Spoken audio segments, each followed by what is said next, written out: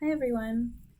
Today's video is going to be about posture, and that's because with COVID, many of us have been working remotely for months now, and it's become a bit of a more hot button topic given that a lot of us unfortunately don't have the most ergonomic workstation set up in our home. And in addition to that, I'd really like to spend this video, as I have done in the past with other videos, myth busting a little bit and clearing up confusion that I hear from a lot of my patients about posture. And it makes a lot of sense that it would be confusing because you might have had one provider tell you that your bad posture is the crux of all your problems, and once you solve it, your pain will disappear. And you might have had, on the other hand, a provider say that it doesn't matter at all, there's no point in working on it, something like that.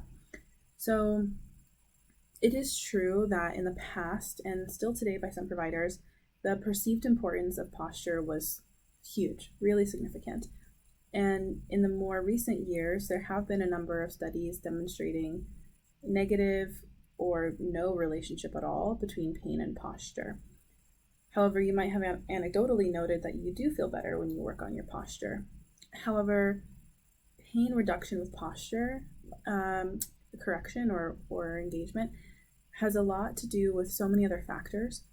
Pain goes down or changes, yes, sometimes due to a pathology being resolved, but also it has a lot to do with your expectations as a patient and your trust and belief in your provider to care for you.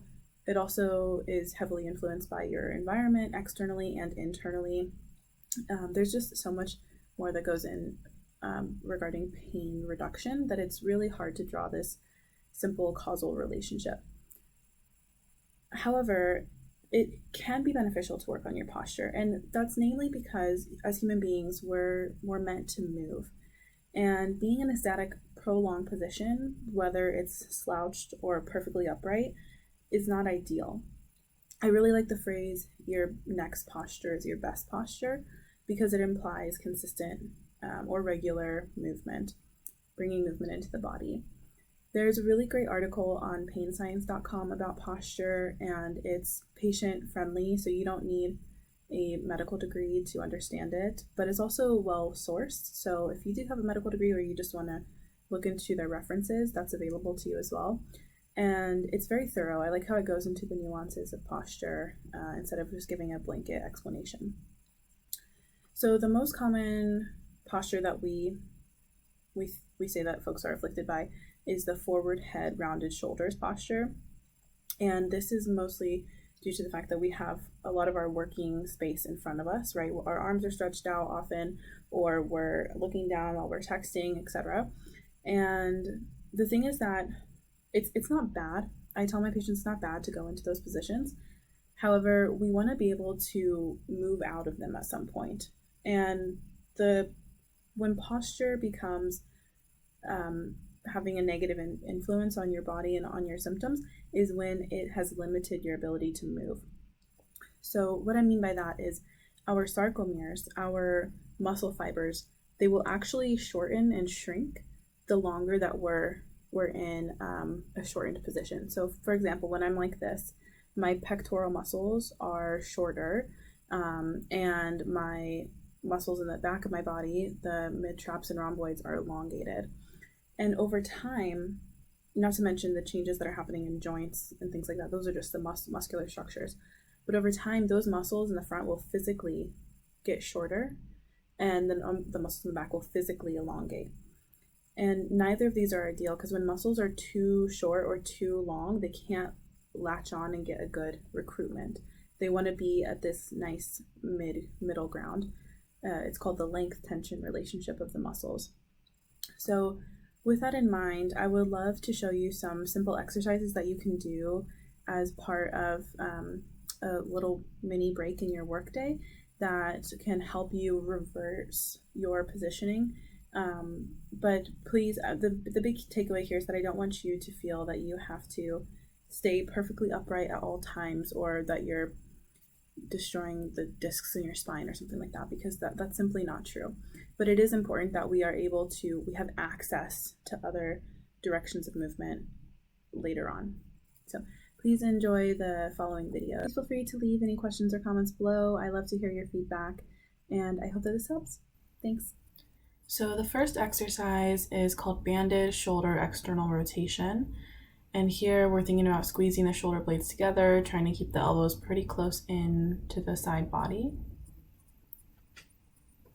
Next is a banded pull apart, again squeezing the shoulder blades together and kind of opening up the chest.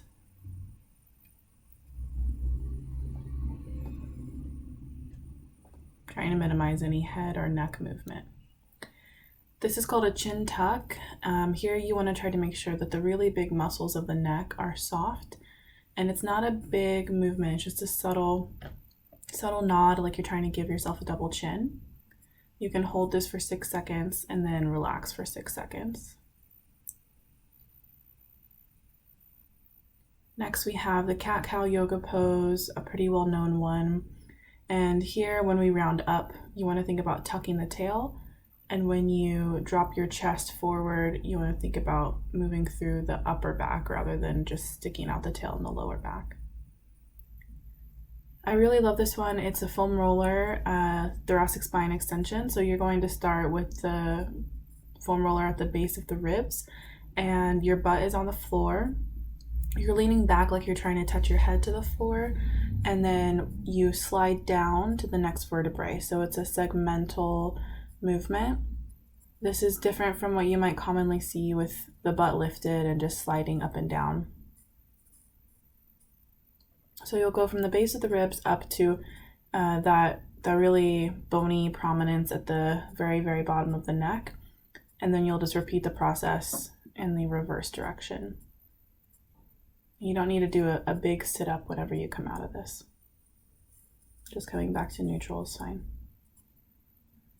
After that, if you want, you can do the rolling like I mentioned earlier. And this is more, instead of for the vertebrae, for the erector spinae muscles on either side. This is shoulder flexion and abduction, or snow angels, laying on the foam roller vertically. I know it's a little hard to see here, but you want both your butt and your head to be supported. This can feel really nice to open up the chest and kind of dynamically stretch the pecs and the lats. Afterwards, sometimes I like to just lay on the foam roller with my legs straight. If that doesn't bother your back, I recommend you give it a try. It's a nice stretch for the hip flexors. Kind of reverses all the office posture. Rolling off the foam roller is the best way to get off of it. Next, we have some lacrosse balls or tennis balls resting just underneath the base of the skull. It's called the occiput. And you're laying on your back, knees are bent. So this is not on the neck. I shouldn't be shoving the neck upwards. It's just at the base of the skull. And it can feel pretty nice. You can close the eyes and add some gentle lower trunk rotation by bending the knees and moving side to side. This helps to stretch what's called the dura that surrounds the spinal cord.